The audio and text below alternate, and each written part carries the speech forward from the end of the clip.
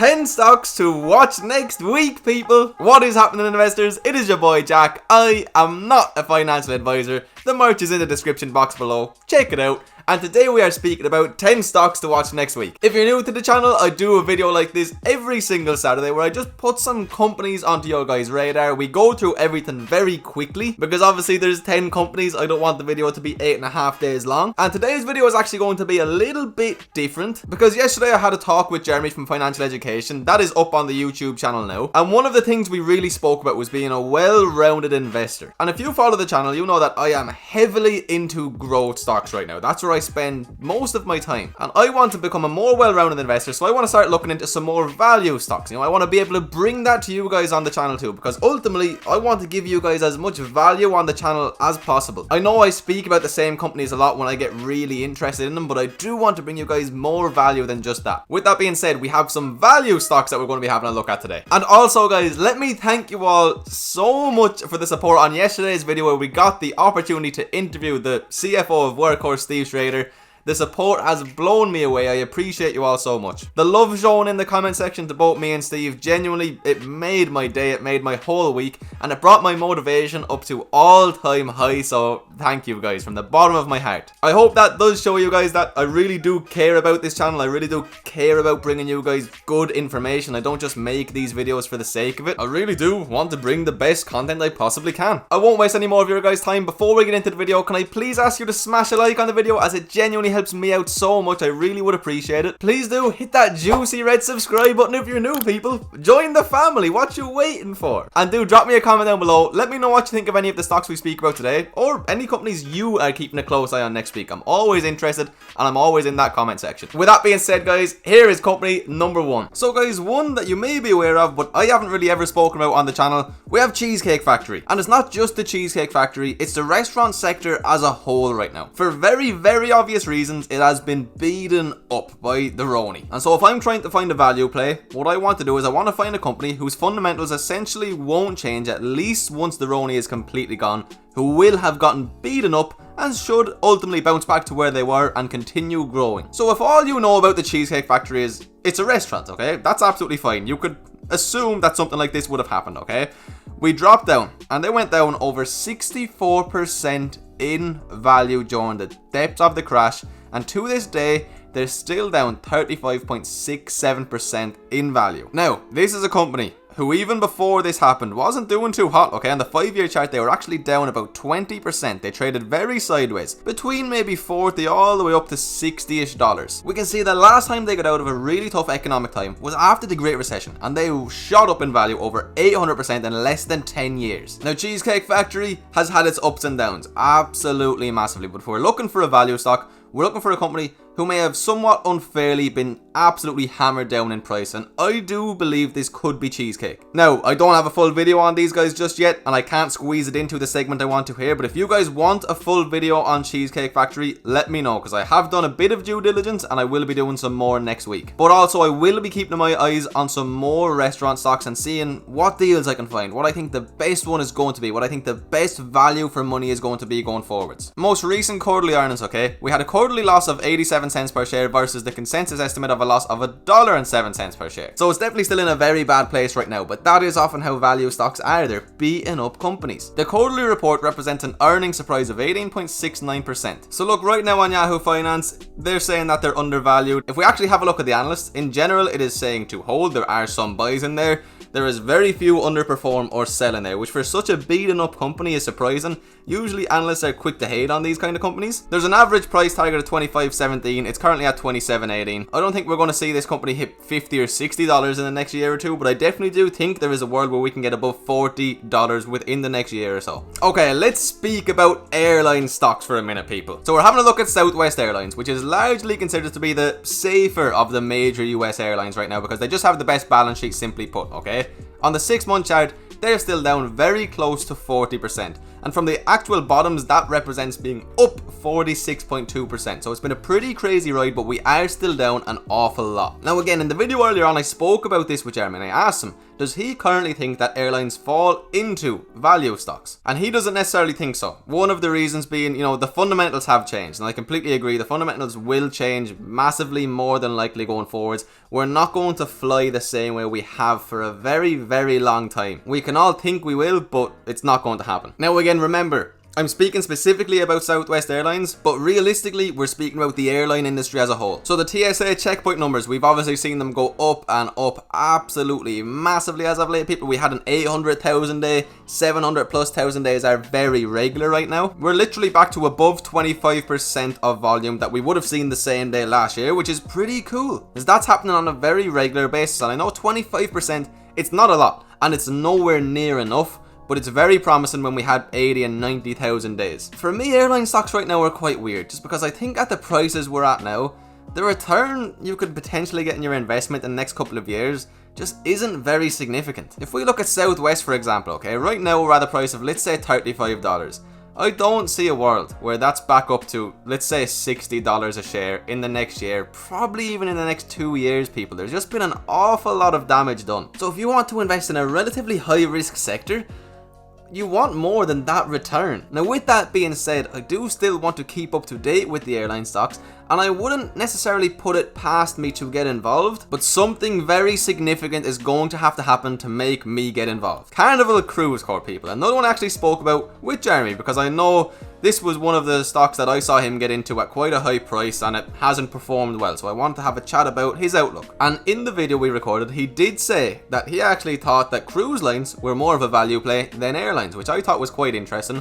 But when you think about it, it is true. I mean, guys, there's kind of two different kinds of value stocks. There's Procter & Gamble, there's Johnson & Johnson, there's Coca-Cola. There's the value stocks that will give a relatively slow return. There's the value stocks that are essentially dividend stocks. Then there's the value stocks that have the growth side to them. And that's where something like Carnival Corp comes into play, because they were beat up extremely hardly. I mean, they're still down nearly 65% from the 6-month highs. These guys were down as much as over 80%. You will not see that in many industries, many sectors, many companies at all, guys, especially not big companies like Carnival. I've said on the channel before, I am not willing to buy at this $15 share price. Does that mean I think it's a bad buy? No, not necessarily. The sooner the cruise line starts to open back up, the more inclined I'd be to get involved. I don't think it's a question of, will Carnival go up 100 or even 200% in the matter of 2, 3, maybe 4 years if things get back to normal. I think it's a question of, can they survive until things get back to normal? I mean, if things get back to normal, I don't see any reason why Carnival isn't a $40 to $50 stock within probably 2 years, which is offering amazing returns, okay? Absolutely amazing returns, but the risk is still very much so there, in my opinion. And the thing is, I think when we start to get some good news, it's not going to shoot up, okay? When we start to get some good news, when there's some, ships going again, it's not going to go to $30, okay? It really isn't.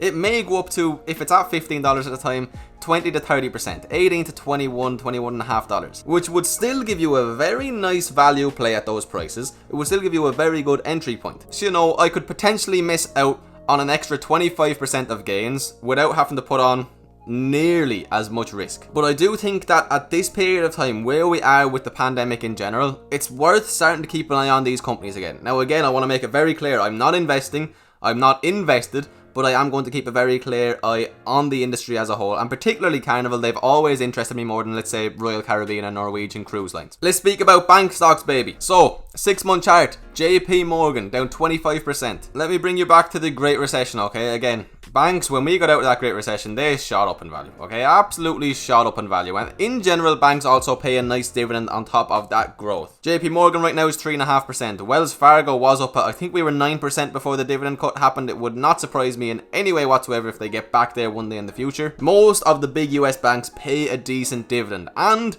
can have good periods of growth if you get in at the right price. On the yearly chart, we're still down 25%.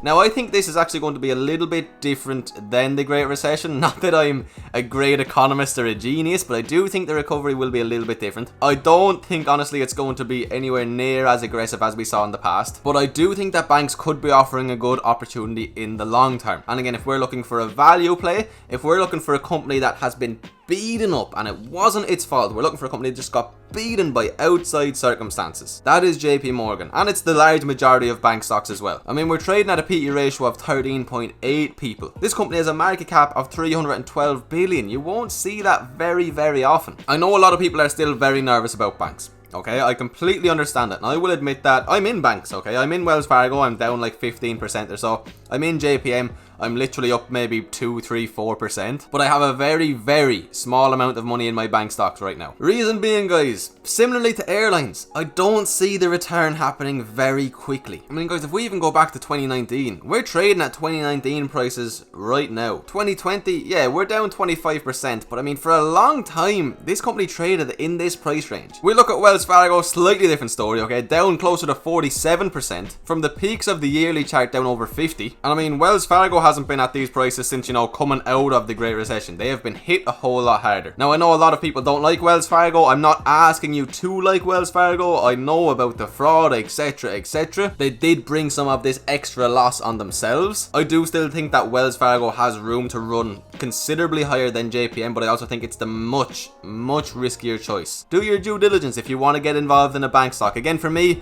I don't want much of my money to be in bank stocks, in all honesty. I think there's better places to put it, but I do want to keep an eye on them. And then last of all, we have Wynn Resorts, okay, in casino and hotel, etc. 6-month chart, still down absolutely massively, 37.5%. And this to me right now is the definition of a value stock, okay? It was nothing to do with the company. It was nothing to do with the fundamentals. It was just completely and utterly down to the Roni. That is what happened with Wynn Resorts. 5-year chart, a little bit all over the place in all honesty. They have their ups, they have their downs, they have their sideways portions. Why did that sound like a nursery rhyme? Max stock chart, it gets even crazier. I mean, this one here, you know, that's just the Great Recession. Coming out of the Great Recession, we can see we went on this absolutely insane run. I mean, a disgusting run. Nearly 1,500% in 5 years. Then the start of 2014. We dropped down over 70% of value. Now, the thing about Wynn and the thing about that particular crash, it's because of Macau. I'm not sure how you pronounce it, okay? The island, once the world's gambling mecca, has seen casino revenues collapse almost 50% from this time last year. This was all the way back in 2014, keep in mind. Chinese president started an anti-corruption drive last year that has high rollers scared of spending money on the island and the business that served them closing at a devastating rate. Now, we did obviously start to recover. We saw some nice recovery. We saw another little crash. It's a very volatile company. So this week there was this big 9.7% climb in Wynn Resorts. The move today continued the pop yesterday, driven by visa-related news from Zhuhai, a city next to Macau in China. In the past day, there's been some clarity on the scope of visas being allowed, with the Macau News reporting that non-tourism visas for travel to Macau from all mainland China provinces will also be allowed. So this could be absolutely massive for Wynn. And this is kind of a clear example of what a value stock is, people. It's investing in a company that's been beaten down for one reason or another, with the belief that it will get back to where it once was and grow at the rates at which it once did. Now, I do think you would need an absolutely massive stomach to hold on to Wynn. I have watched these guys for months and I have seen so many 10% days. Probably more 10% days than I saw with Carnival, in all honesty. But there has been some massive swings, people. So I wouldn't even think about touching this if you don't have that sign of, you know, risk tolerance. If you can't handle that volatility, don't even think about it. Don't even start doing due diligence. Delete it from your trading broker. But I think we all know at this stage, I love a good risk. It's part of who I am, and I also love making money and getting good value on my investments. Hotels, casinos, they're somewhat always going to be volatile. They're always going to be cyclical. They will be some of the people to get hit the hardest when times change economically, but we can also take advantage of that if we can buy when things go tough. I mean, there definitely is a possibility I see this company go up, you know, above $150, approaching the 160, 170 plus within a couple of years. There is also a very real possibility that I see this company trade somewhat sideways, maybe go up and down 25% here and there and not do very much. But I do think that the Macau news is absolutely massive. Okay, so 5 companies we never really speak about on the channel. Now we have 5 regulars. We have 5 companies that we speak about a considerable bit, and I just want to give you some little updates on. So guys, I had to speak about this. Tortoise Acquisition Corp, Shell, Hyliion. I'm going to start calling them Hyliion, not Hyliion. I know it's called Hyliion. I mean, 5-day chart, people, we're up a light 22.3%. I made a video not too long ago about psychology in the stock market and being a long-term investor. I was down over 30% in this company. I am now up over 15%. Sometimes you will get bad entry points. Sometimes you will make poor choices and get in too early. The truth is, they're not even bad choices, okay? Nobody knows what's going to happen to a stock price in the short term. Sure, if I knew that we were definitely going to come down to $80, $90, I would have waited. But did I know? I didn't. Now, why is this stock's price surging? To be completely honest with you people, I'm not too sure. Tomorrow I'm going to make a full update video on Hyliion, okay? And I'm going to do my best to do as much digging as humanly possible to find the answers for you guys. But upon initial inspection, now I've only spent about 15 minutes looking, I don't find anything special. Now, I'm not complaining. Maybe it just has been a delayed reaction in the market, because for a long time now, I've thought this pricing has been ridiculous. I think they deserve to be so much higher. I mean, right now we have a market cap of 712 million people. For a company with the potential of Hyliion, that's pretty insane to me. Now, I know that came off the back of going up, what did we go up, over 200%? Yeah, over 200%. Understandable. People must just be starting to get excited about the merger happening again. So, obviously, when you see this sort of price action in a company you are invested in, you have to start keeping a super close eye on them. Because not to be the party pooper around here, but we see it very often where this happens, and somewhat inevitably there generally is a little bit of a pullback. I want to see if it's a little bit of a pullback or if there's a massive pullback, okay? At this stage, I think a lot of the people who ran away with their profits should be out of the market. I mean, a lot of people would have made 100 to 150% in the span of a couple of weeks. And I do think that's why we saw this initial sell-off. But a lot of them people should be gone, you know. We saw this kind of stage of consolidation here where it was just trading relatively sideways. But again, I will be doing a lot of research today in order to get that video to you guys tomorrow. So hopefully I'll find some juicy information. Next up, guys, we have NIO. And this was absolutely insane to me this week. It made no sense. They posted a very good Q2. Okay, very good Q2. We got the delivery targets we wanted. They smashed it out of the park. Pre-market, we were up somewhere between 9 and 12%. I don't remember exactly, to be honest. We closed the day down 8.6%. That is some serious volatility, and it is some volatility that I do not think is justified by any means whatsoever. Now, does that mean I think it has to go up in value? Of course not. Of course it could come down a little bit lower. I do have full videos on NIO if you want to check them out. I am involved. I think I have 60 shares at this stage. Not the biggest position in the world by any means. This is something I brought up earlier on in the week that could have something to do with it. NIO stock bounces after JP Morgan analyst raises target but expects pullback in the near term. Okay, so that target was only raised to $14 from $11. That doesn't show much upside, as right now we're at $13 a share. So first of all, I don't think that's a fair target. I think it should definitely be going higher than that. But he also said, we believe valuations are getting stretched and expect to see a share price pullback near term. And to me, that's absolutely fine, okay? That's the nature of growth stocks, people, okay? They're going to be volatile. There's going to be pullbacks. It is part of the process with these companies. It really is just the way it's going to be. So next week, I would honestly expect at least one big day. And that big day could be up or it could be down. It depends what the market wants to do. Right now, analysts are generally rating it hold, buy, and there's one strong buy in there. So the average consensus is just a little bit above hold. Now look, I don't think NIO is one that's going to go running off anytime soon. Okay, I do think its day will come.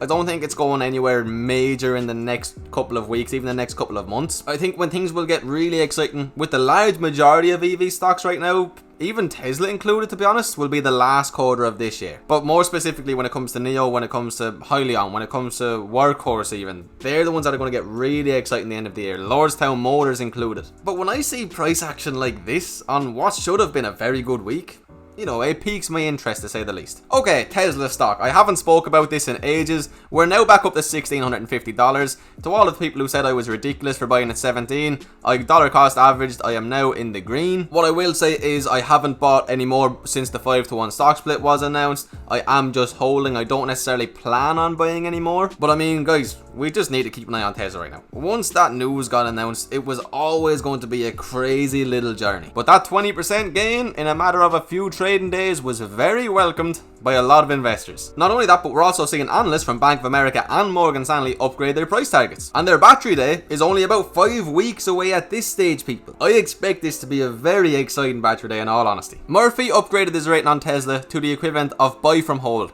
and raised his price target to $1,750 from $800.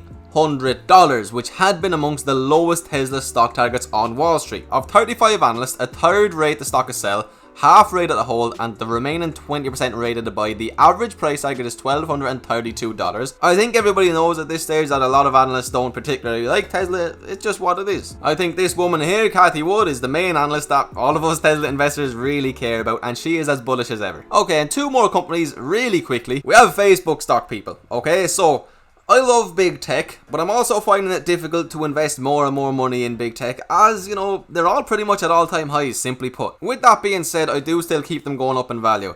I am heavily considering investing a considerable amount in Facebook so that I don't have to dollar cost average anymore, because I just think that they are going to keep going up, and I definitely think that in the span of the next year or two, the odds of anything too bad happening are very low. Now, what I will say is, I'm not going to do any big lump sum investment until this whole antitrust thing is over and done with, so we know what is actually going to happen. Once that happens, regardless of the outcome, I more than likely will go quite heavy into Facebook, because I do want to start trimming down some of my smaller positions and just loading my money into some of my more quality positions. That is my goal right now. I'm somewhat restructuring my portfolio, or in the process of doing so at least. And this was another company I actually spoke about with Jeremy in the interview, and he calls it an easy money stock, and he thinks it's one that, you know, it's going to be very hard for you to lose money on this company over the span of 5 years. He still is holding. I actually asked the question, if he could only own 3 stocks, who would they be? One of them was Facebook, guys, at this valuation. And I must say, I agree with him.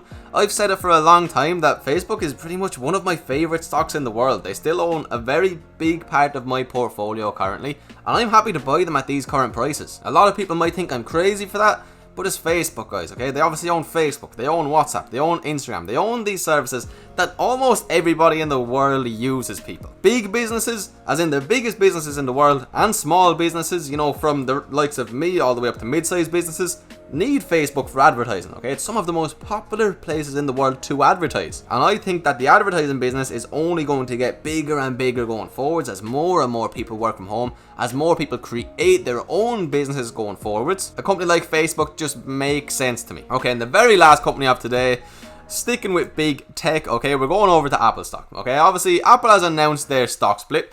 That has propelled them up. On the last month, guys, okay, Apple is up 17.5%. For a company like Apple, guys, I can't stress how big that is. I mean, I know a lot of people get used to seeing 50% jumps. We get used to seeing 100% jumps in these smaller companies. So something like this doesn't seem as significant. But guys, Apple nearly has a $2 trillion market cap, and they went up 17.5% in a month. That is absolutely nuts, people. And honestly, I think there could be some sort of a small pullback, but when the split happens, when these shares are easier for people to buy, I think it's only going to be good for Apple. I don't see a world where Apple needs to slow down. They are constantly growing every aspect of their business, people. So right now, when it comes to big tech, Apple and Facebook are my 2 favorites. I will put it that way. I see the least competition for these two. Apple, I mean, obviously there is loads of people who make phones and tablets, blah, blah, blah. Apple is who they are. Facebook as well. In the world of social media, there is not much competition at all for Facebook right now. You can argue TikTok, very different kind of service, okay? And also I think that Facebook, ultimately, they've done it in the past. They'll make a service similar to TikTok. And they already have one of the biggest audiences in the world that is essentially guaranteed to be a success. But anyway, guys, that is the 10 stocks that I personally will be keeping an eye on next week. You know, some of which I just want to put onto your radar. I don't necessarily plan on buying them next week. I just want to start looking into some new companies as I restructure my portfolio. A lot more research is going to start being put in by me on a weekly basis. And guys, let's just remember, I'm still relatively new to investing, okay? I'm going to make my mistakes just like everybody will. You know, the best investors in the world made their mistakes. Warren Buffett makes mistakes, he still does to this day. And I'm always going to be very happy to admit my mistakes on this platform. That's a big part of the reason I have this channel, is so that you guys can learn alongside me. You know, you guys teach me just as much as I teach you. But anyway, guys, I'm getting off track. That is that. So guys, there we have it. If you have watched until the end, you, my friend, are a true legend, and I genuinely appreciate you so much. I do hope that I was able to put, you know, a new company onto your radar, or at least a sector that you may have forgotten about onto your radar, because there's a lot more to it than just the sectors we talk about the most on this channel. And just because you are a big bull on one individual sector, or even a subsector, or even a company, doesn't mean you should completely forget about everything else that is going on in the stock market. Diversification is key, people. But anyway, guys, I really do hope you enjoyed. If you did, please smash that like button, drop me a comment, and subscribe if you're new around here. Those things genuinely help me out so much. I really do appreciate it. I hope you all have an absolutely fantastic day. I will see you for tomorrow's videos. Peace.